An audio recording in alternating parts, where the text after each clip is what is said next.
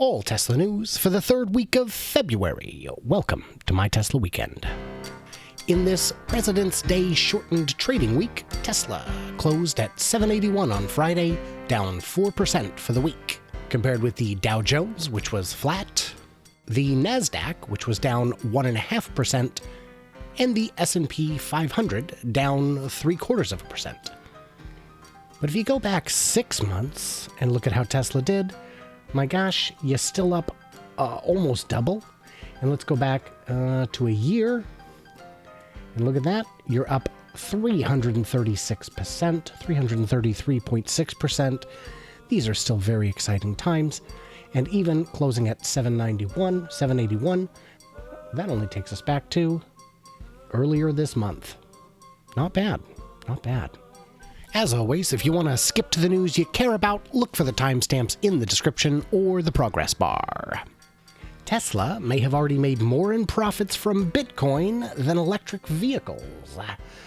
Tesla went heavy into Bitcoin in December, purchasing 1.5 billion smackaroobobs of it, and Bitcoin has been hitting record highs. So it's entirely possible that, they're up by perhaps $1 billion.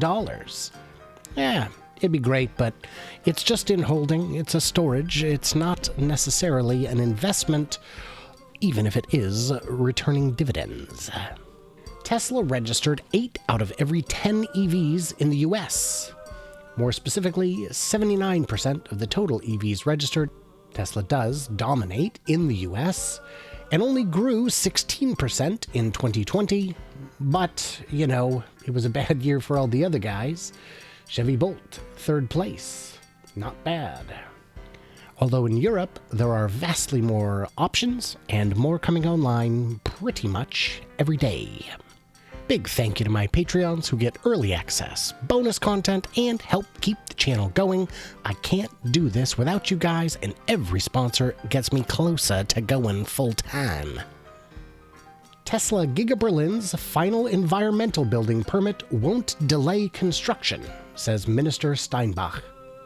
As you can see in the picture, construction has continued apace, and this picture is out of date. If you want to see the better one, come back later today when I put out my side-by-side comparison videos. There's been a lot of snow and not a lot of progress on all 3 sites. At this stage, Tesla continues building Giga Germany, Giga Berlin, with several prior approvals, but at its own risk, meaning if things go sideways, they're going to have to pay to return the land to its previous state.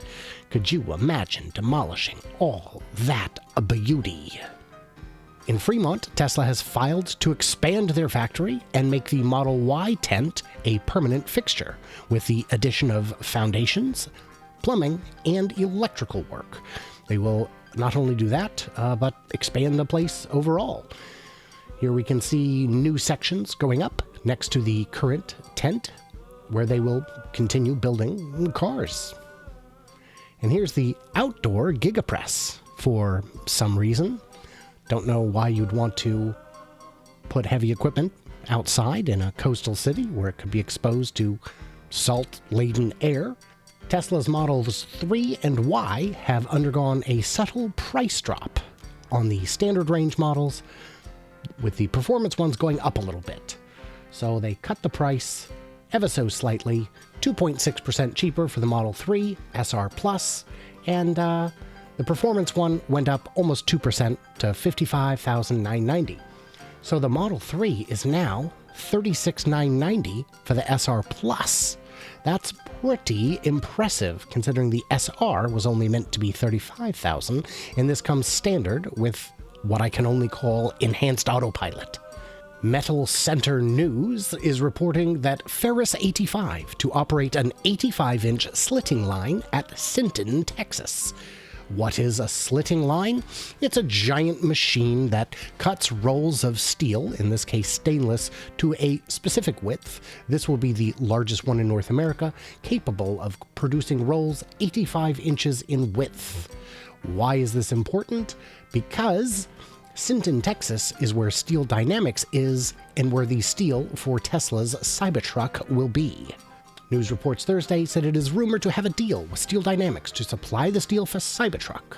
Incidentally, Steel Dynamics in Sinton, Texas is about halfway between SpaceX's launch pad in Boca Chica, where the Starship is being assembled, and Giga Austin. So, I mean, that's a pretty ideal location. And if they can use it to get the same material for two different products at the same time, it's going to save them both costs. So this new oversized slitting machine cuts steel to 85 inches in width, which is huge and apparently new to North America, to make the steel for the Cybertruck. But my question is 7 feet, those 215 centimeters, 215.9 if we're getting technical, is that wide enough for the origami bear to make a Cybertruck? Because I thought it would need to be like 15 or 20 feet wide. It's a big amount to have to fold up if you're gonna do it in one piece. This isn't big enough, is it? Are they going to take the 85 inches and roll it out to a thinner gauge? I'd love to hear your thoughts. How's this gonna work? I can't imagine you haven't heard this, but an absolutely devastating storm hit Texas this week, knocking out power, freezing kind of everything, and bringing the entire city to a stop. More accurately, the entire state. I mean, not the whole state, it's genuinely massive. This user was kind enough to post the stats from his Powerwalls showing the rolling blackouts did not impact them because they were only down for a bit and they kept recharging every time it turned back on. So hopefully their power rates do not kill them with the time of use pricing, which has seen some consumers get power bills in excess of $6,000 or $7,000 for the month. But what Texas really needs is a massive power pack, a MegaPack of something like this, 2.26 megawatts installed in Abuja, the capital of Nigeria, to improve energy reliability. Here you can see the final equipment, and this is where it's at. This is one of the Capitol buildings, one of the Capitol compounds. You can see they've got solar panels on the roofs, solar panels over the parking areas and on the side here, which may be additional parking. And the idea is to provide constant power to the Capitol, because the entire country is plagued with blackouts, rolling or otherwise. Their power infrastructure is in bad shape, but this allows the government at least to operate uninterrupted. And if they can do it in Nigeria, I have confidence they can do it in Texas. More interesting news at Giga Texas, video game engineer infotainment software Giga Texas. They're hiring for a full-time position to work on the infotainment and games system. So if the question was, is Tesla going to only be building in Texas, or will they also have an engineering wing? The answer is apparently the latter. Autocar is reporting that Jaguar will become the first all-electric brand from the legacy guys starting in 2025, and that's for Jaguar and Land Rover. Jaguar will become an electric-only brand from 2025 onwards as part of a bold new reimagined strategy designed to revive the fortunes of Jaguar Land Rover. Did you know that the British firm is owned by Tata Motors? I did not. That was new to me.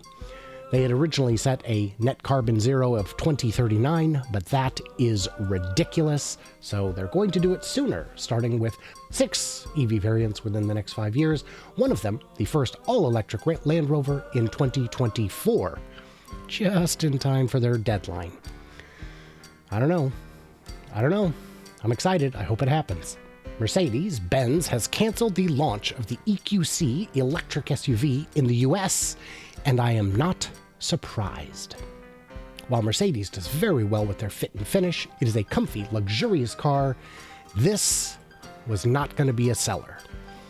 With only 200 miles of range and a 0 to 60 of 5.1 seconds, it is honestly less capable in many ways than the Model Y SR. I mean, give me a break.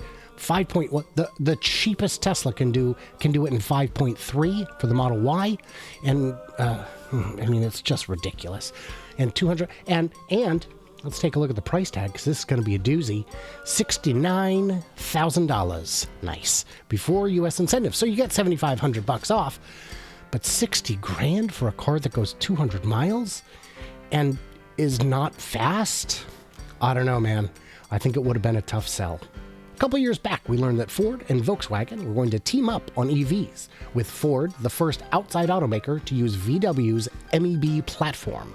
So the idea is Volkswagen would make some of the components and then sell it to other manufacturers for them to put the rest together. So now we know which components Ford plans to use, all of them. I mean all of them.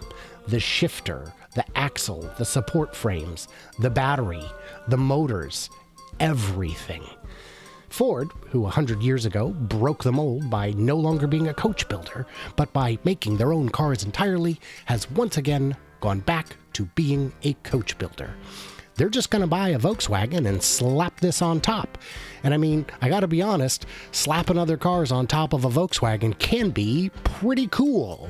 The Verge is reporting that the new Chevy Bolt is on its way. 250 miles of range, hands-free driving, in quotes, because that's not going to happen. And this could be a compelling car. Due out this summer, it should sell for 32 grand. 5,000 less than the current Bolt EV. And it looks all right. It looks fine. I mean, I don't hate it, and I do hate a lot of things. But I just don't know if it's going to be compelling. It's only got, I think, 200 horsepower, so it's pretty slow. It does not include the $7,500 tax credit. Even at $32,000, I think it might be a bit of a tough sell. Oh, yeah, I guess it's a little ugly. I do not care for the front. Looks like you've already been in a wreck. Nice. The big thing they've got going for them is that buyers will get for free a level 2 charger installed in their home. I mean, that's pretty cool. They'll send out an electrician to wire up basically a 220 line from your panel to the car, which is kind of a big advantage. What did I miss or misunderstand? Let me know in the comments. Stay tuned, stay juicy, and I can't wait to hear from you clever robots on the flippity flop.